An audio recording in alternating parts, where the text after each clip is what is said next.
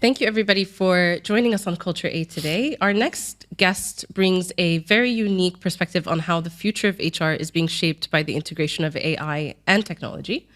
With over 2 decades of experience in HR and tech, he co-founded Augmented Workforce, aiming to blend AI tools with the human touch. He's very passionate about finding the equilibrium between digital tools and human talent, making him the perfect fit for my podcast. Thank you so much for joining me today. I've got David Van Lochem with me.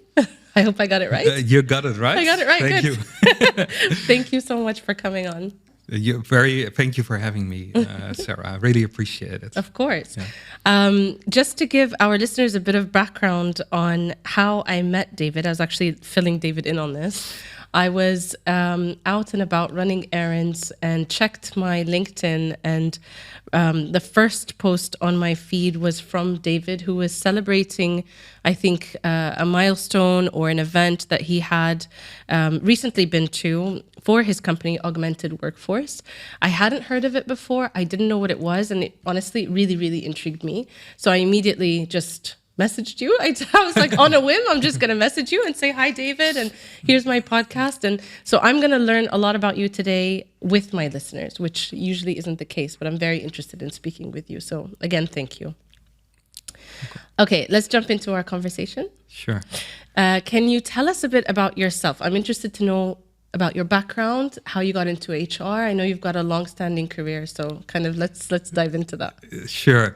I will keep it also for you and your listeners a little bit short and brief. Okay. Because I've been in HR for a long period of time. I always introduce myself as this combination of HR, technology, and business. And let me explain that. And it might be also an interesting one for your listeners, like how you actually can diversify or how you can actually move your career in a certain area. Mm-hmm. So I'm from the Netherlands.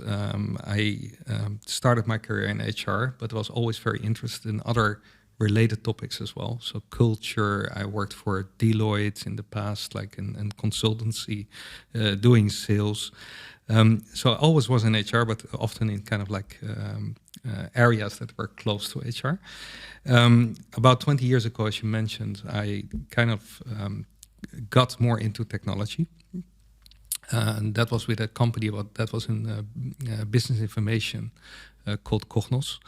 And from there, actually, I've always remained in the technology field. So I've done a lot of M&A work, went through different companies. And the M&A work also kind of like brought me into the Middle East. Because IBM acquired the company I worked for, Cognos. And I'm a big believer in reading and learning.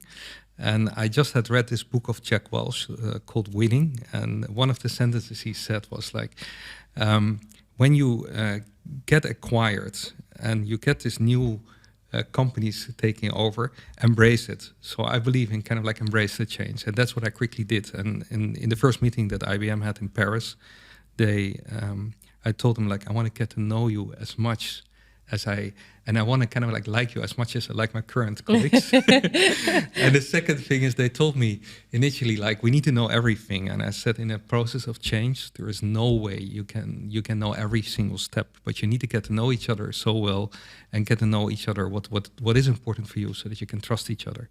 And I think that's what they liked because they gave me the opportunity to integrate actually from the other side.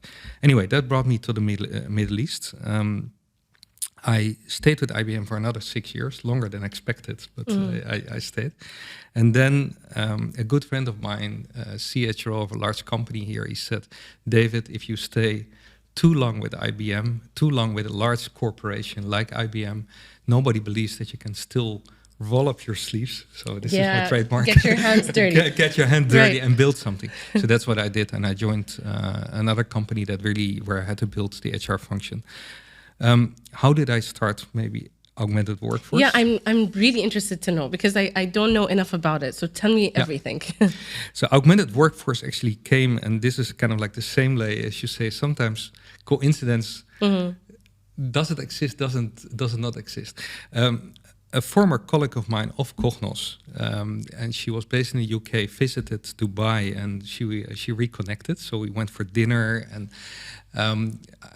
people that have been longer enough in Dubai, they know probably about the donut boats that you have on the Dubai Creek. We were in a donut boat having a kind of like a very casual dinner, and she said, David, when people on birthday parties don't like to talk to me anymore. And I said, why? You're a lovely person. You're very bubbly, and I don't get it. She said, because I work for a company, and what we do is we provide software bots, and people think that we take away their jobs, and that's why they don't want to talk to me. So I got very intrigued by that one. I already kind of course, had my fair amount of experience in technology, but then I had something like, I want to do something with that. So I started studying a bit of data science. I learned how to program Python. There's this technology called robotic process automation where she was working in. I went on every webinar I could find. Wow. I was often the only one not living in Bangalore. I realized that was very nice, very deep. And I kind of like started speaking with the HR community about the impact. And this is actually how Augmented Workforce was born, really for kind of like the love of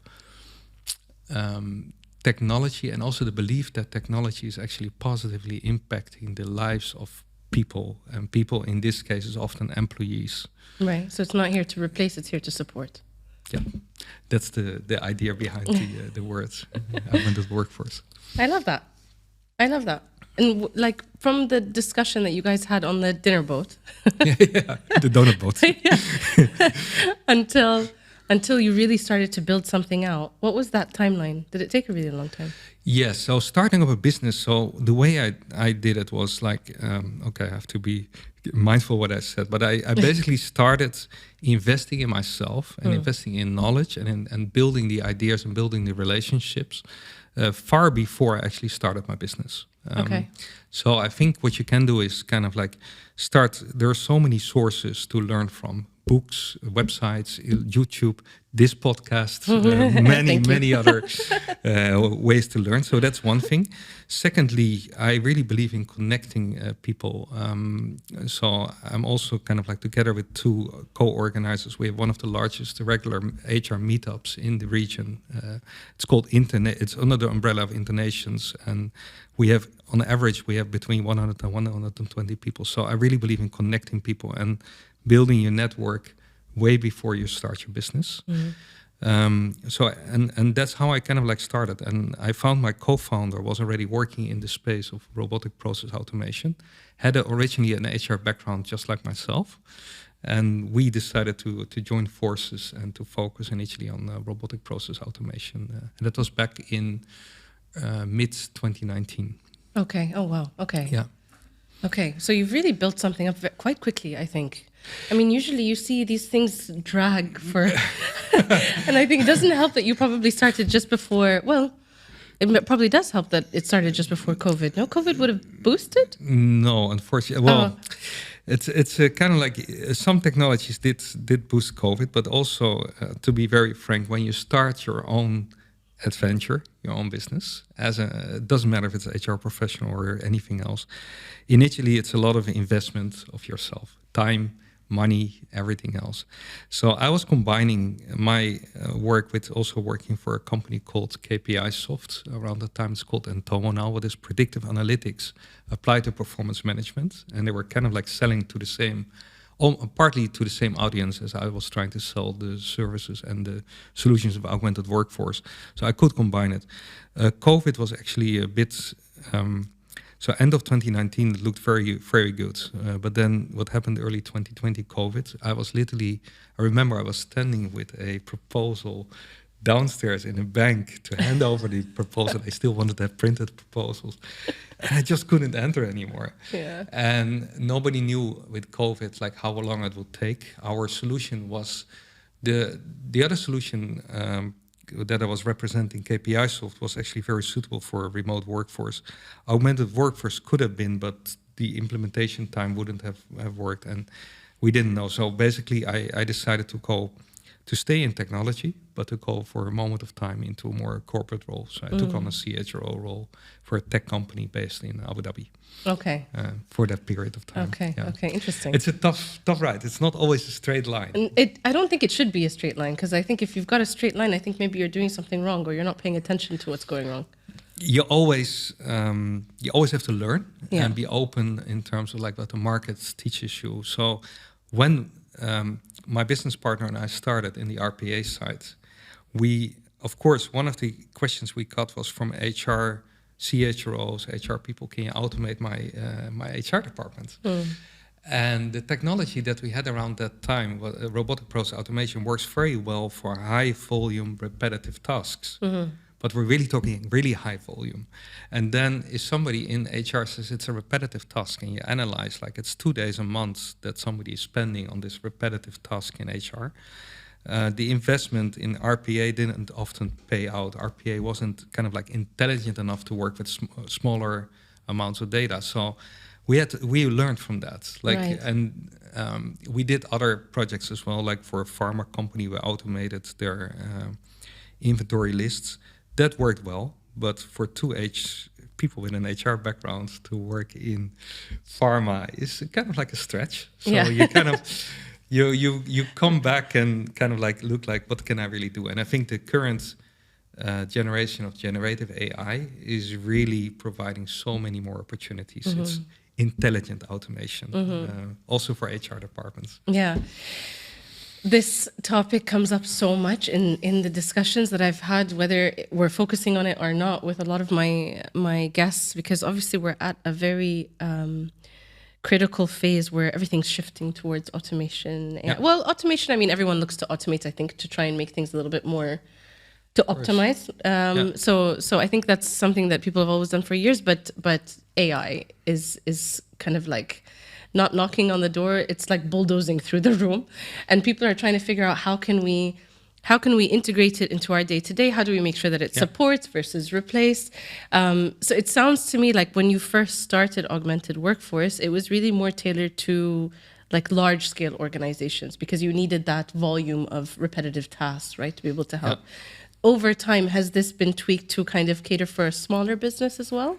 Yeah, absolutely. I mean, automation, when you look at it, automating tasks was initially, I wouldn't say it was dumb, but it was kind of like a band-aid where systems were not talking to each other. Okay. And it was mainly on high volumes. Bots were, and they still are expensive, software bots. I mean, look it up on the internet how it works. I can talk for hours on that. But now with AI is of course like a big container term. But like if you look at the generative AI tools like ChatGPT, like Bard, like many of the other ones, they can easily they're more intelligent, so easier to implement, and they can also they are not so expensive relative. Some of them are free. And you can, and it doesn't need coding. It doesn't need a lot of setup. Right. So everybody can use them. It's a kind of like, it's almost, I would say, as easy as using your mobile phone, and everybody knows how to use a mobile phone. Yeah. So it's true. Yeah, I remember when ChatGPT first like popped its head around. I was like, "What on earth is this?" I was so confused by it, because I just thought, what am I supposed to ask it? Like, this is where... What do I prompt? What do I prompt? Like, what am I looking for? What information do I need right this second that I can't go on Google and type in and find out myself? And so I didn't know how to use it. And now it's so widespread and so far past ChatGPT, the different versions of it. And it's funny because people use it so much so that I've even spoken with people in the past where they're like, I get emails from my employees, and I don't know if my employees have written the emails or if it's coming from, you never know anymore, like where this is coming from. But the usability, that ease makes everyone want more. Yeah. Because it's so convenient, I guess. And that's the... Yeah, I mean, it's like... in my perception, it does 80% of the work, or some like percentage we can talk about it. But it probably does, if you prompt it well, it probably does 80%, but you still need to add the 20%. Yeah. So it makes you so much more productive when you think about it. If you are Of course, the most common examples are people like, for example, content writers. If you're a content writer, you can produce 5 times more. Yeah, yeah, that's true. And if you don't do it, somebody else will do it. That's right. So, and that's the kind of like why it's important to adopt to AI. It makes your life, or why to adopt AI in your daily work. It makes your life easier. But also you can be far more productive. And yes, does it take away jobs? Yes, some parts. But then that means that we can produce far more content. We can produce far more. We can, as HR, coming back to HR, if we can automate, kind of like, let's ChatGPT take care of, or not just ChatGPT, there are many other tools, take care of 80% of the work that we're currently doing in the more HR admin space. And unfortunately, a lot of us in HR are still very much in the HR admin space. Yeah. Like it or not, even if you're called an HR business partner, that's often the case. If you can have ChatGPT write that for you, then you can spend far more effort on the remaining 20% and really make it really personal, and kind of, or spend time talking to people, because that's what you that's the objective, really. Yeah, and this is, it's funny that you mentioned this, because it's something that helped. What am I looking for? Like, it helped me create the idea of the podcast, because specifically in the Middle East, there's a misconception about what HR do. A lot of organizations, to no fault of their own, there may be more of a traditional organization, or they're not a global. So they're only exposed to what they've seen here and what's been working for them. They have this perception that HR is really operational and administrative. And I wanted to kind of shed light that that's not at all the case. There's so much complexity involved in HR. There's so much that we do outside of just the admin or the processing, you know? So you touched on that. Thank you. Okay, I want to kind of circle back to your affinity for the Middle East, because for Middle East and North Africa, because and Africa, because you do have this affinity. What would you say, like, what are the unique ways that you see HR evolving in these regions compared to the rest of the world? Okay. I think there are many opportunities for HR in this region. And for me, the region is, originally my HR career started obviously in Europe. But I spent now the last 14 years a lot, not only in the Middle East, but also a lot in Africa, South Africa, Kenya, East Africa. I think the big advantages of this region is that there's still so much to do. If you are kind of like in this region, you can introduce new concepts, you can develop new things. And not only that, there's a concept called leapfrogging, where you actually say you just skip certain stages and you go immediately to the next stage. And I think this makes this region unique. You can learn from all the pain points in other regions and apply that, or learn from it and just avoid them and go way faster. And it's like in everything. Like, even if you look at fintech, for example, like if you take M-Pesa or M-Pesa in Kenya, Easy Pesa Easy Pesa, it's called in Pakistan. They are already advanced compared to some of the peer-to-peer payment systems in other countries. So you can just leapfrog your way in. So I really like that. The second part that I really enjoy, but that's more compared to the Netherlands, is that this region is very personal. A lot of cultures are more person oriented, and what gives people a very good feeling. You can really create this level of belonging in that sense. You can really make a difference. It's not cold, it's warm. This region is warm. It's true. And I think that's how relationships are formed, even from a business perspective, or like a professional perspective. You don't just cold call your way to a meeting here. That absolutely doesn't work. You need to build that relationship.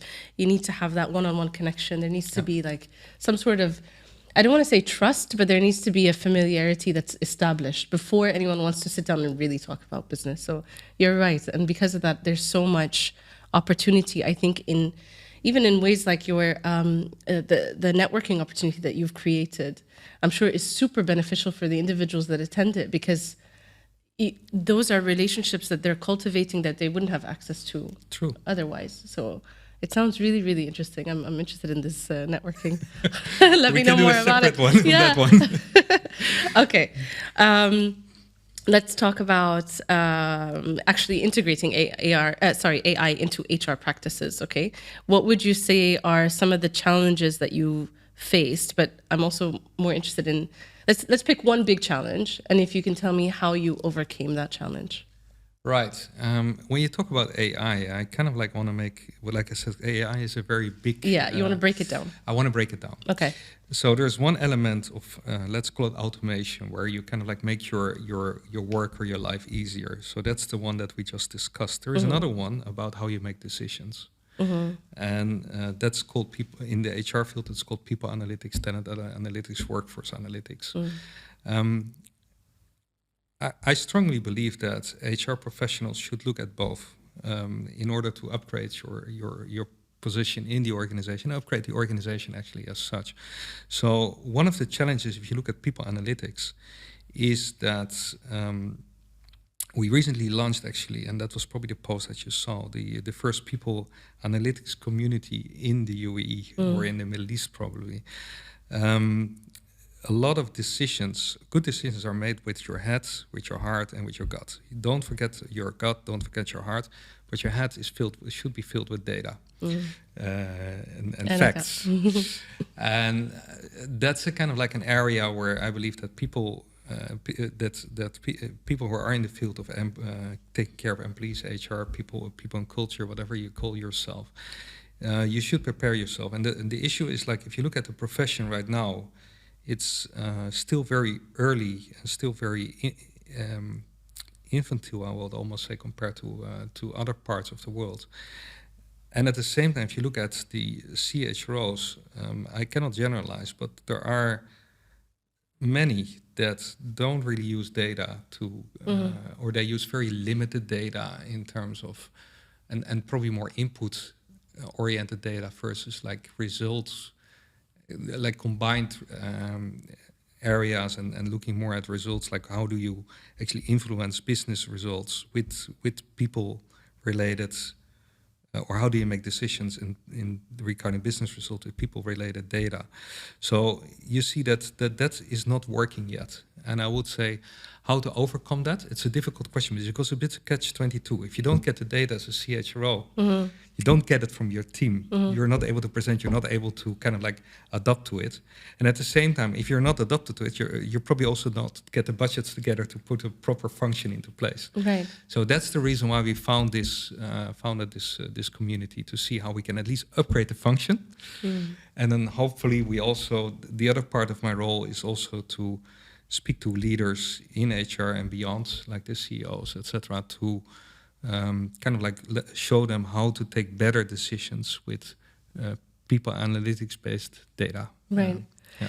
It's interesting. You know, I spent 6 years working for Amazon, which is heavily focused on data, very, very data-driven. So much so that it's part of our conversation, right? They're always data is always at the forefront of whatever you're discussing. Since then, I've had many conversations, and it's funny because when you are accustomed to a certain depth, or let's say a certain depth of data, okay, and you're not getting that from other individuals, you do feel like there's a little bit of a gap. You feel like, you know, are your perceptions based on anecdotal feedback versus, you know, how are you driving results forward if you don't know specifically where you are and where you want to go? It's not just, you know, so it's a big one. It's a big one, and I can see how you're trying to solve for that. Yeah, and you were just giving an example of a large corporation like Amazon. I've got, of course, a lot of experience with IBM, where we also kind of like start playing before Watson came up. We already started playing with predictive analytics applied to reward decisions, etc. Many companies here in the region, regional companies, local companies, they're not at that stage yet. So yeah, I see great opportunities. Yeah, there's definitely great opportunities. And actually, I'm speaking to a lot of people that are through that transformational phase that are looking to. Yeah.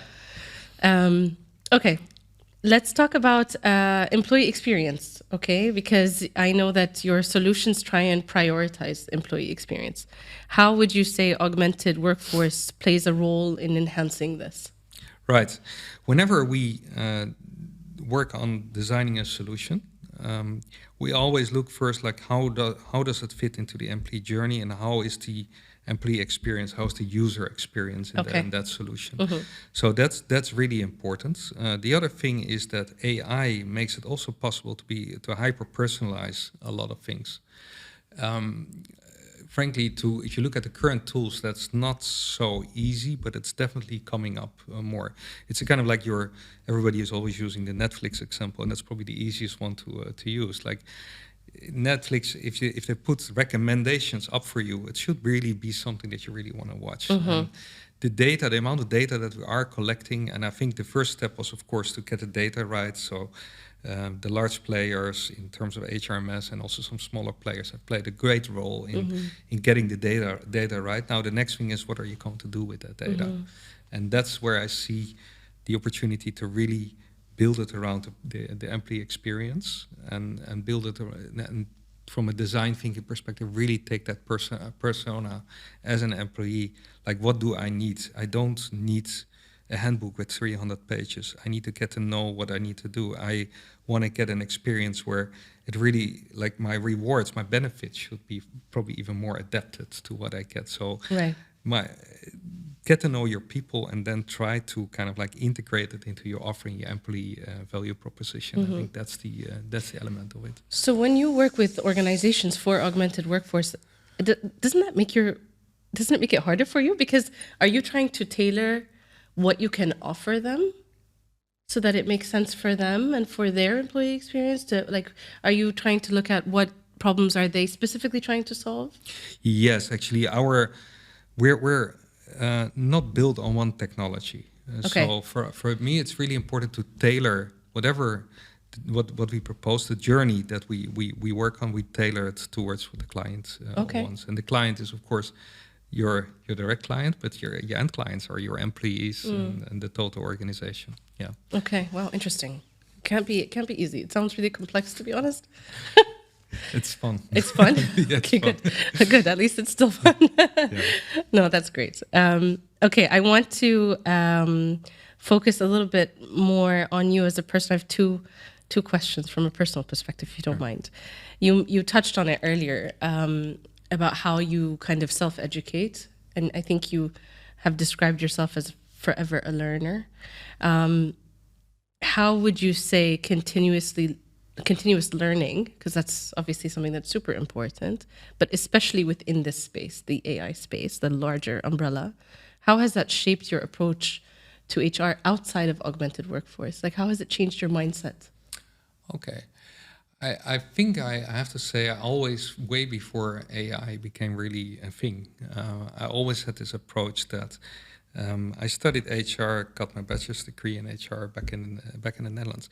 Then my follow-up studies were never really in the same line. I really believe in one organization taught me about this T-shape, being broad and being deep. It's good but I think it's not even a T-shape. I think you can even have multiple vertical lines, if that makes sense.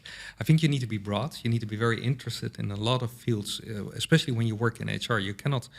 Business acumen is extremely important. So be curious. I think that's the first one. And curious is like you just talk to people, read about it. Like, it's not only desktop, it's the combination of desktop and talking to people. So that's your first layer. Read the newspapers, etc. And then choose a few fields. And like I said, I mean, for me, it is not a T-shape. There can be multiple vertical ones. Choose a few areas where you really want to go deep. And there are so many ways of going deep. And I also believe, like, why did I study Python? Not because I wanted to be a coder. I don't think I would even be a good coder, but it's more like to really understand how it works. And I think that's the other element that I would really recommend as well.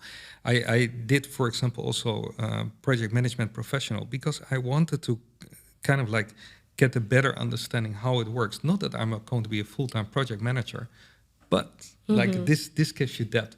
And I would recommend the same in HR, like choose a few areas that you're really, really going to be really good at, and then be broad, because otherwise you might end up in a niche let's say you're going to be fully specialized in benefits in a certain area, that's very difficult to get out.